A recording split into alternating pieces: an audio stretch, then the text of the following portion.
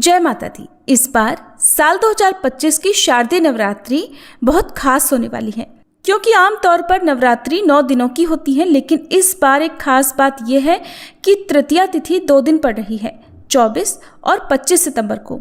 इसी वजह से नवरात्रि का क्रम थोड़ा बदल जाएगा। इस बार शारदीय नवरात्रि 22 सितंबर दिन सोमवार से शुरू होकर 1 अक्टूबर बुधवार को नौमी तिथि के दिन समाप्त होगी। दशमी तिथि 2 अक्टूबर गुरुवार को रहेगी और इस दिन कलश विसर्जन और दुर्गा विसर्जन सुबह 6:15 से 8:37 के बीच में किया जाएगा। इसी के साथ ही नवरात्रि व्रत का समापन हो जाएगा। 2 अक्टूबर गुरुवार को ही इस बार दशहरा का पर्व यानी विजयदशमी का पर्व भी मनाया जाएगा। इस बार 22 सितंबर सोमवार को कलश स्थापना का शुभ मुहूर्त रहेगा सुबह 6:09 से 8:06 तक।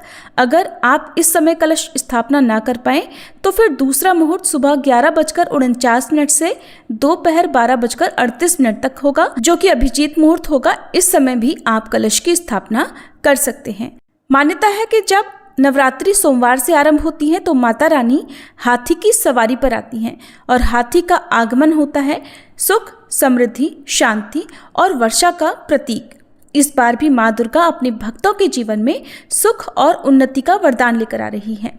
नवरात्रि का पहला दिन इस बार 22 सितंबर सोमवार को रहेगा। इस दिन घट स्थापना की जाएगी और माँ शैलपुत्री की आराधना होगी। दूसरा दिन रहेगा 23 सितंबर मंगलवार और इस दिन माँ ब्रह्मचारिणी की पूजा होगी। तृतीया तिथि इस बार 24 और 25 सितंबर को पड़ रही है। यही कारण है कि इस बार पूजा का क्रम थोड़ा बदल रहा है। फिर भी हर दिन माँ की पूजा, आरती और भक्ति अवश्य करनी होगी। एक एक दिन 9 स्वरूपों की पूजा होगी। माँ ब्रह्मचारिणी की तपस्या से लेकर माँ चंद्रघंटा की कृपा तक, माँ कूष्मांडा की ऊर्जा से लेकर माँ स्कंद माता के वात्सल्य तक, माँ कात्यायनी की शक्ति से लेकर माँ कालरात्रि के रौद्र रूप तक, माँ महागौरी की शांति से लेकर माँ सिद्धिदात्री की सिद्धियों तक।